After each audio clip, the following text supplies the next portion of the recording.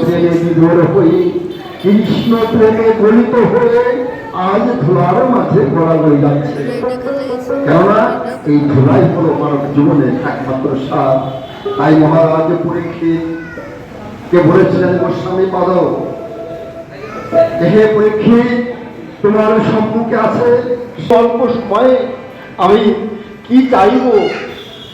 আমার চাওয়ার কিছুই নেই।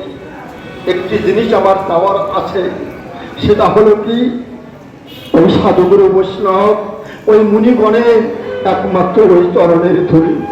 এছাড়া আমার কাছে আর চাওয়ার কিছু নেই।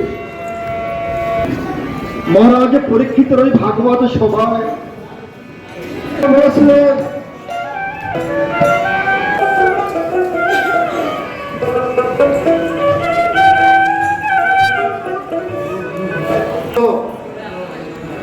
আচ্ছা অমৃত পান করলে আমার মৃত্যু হবে না, তাই তো? হ্যাঁ, তোমার মৃত্যু হবে না। মহারাজ পরীক্ষিত বললেন, মৃত্যু আমার হবে না, মৃত্যু রোধ হয়ে যাবে, কিন্তু আমি কি কৃষ্ণ পাদ পদ্ম লাভ করতে পারবো?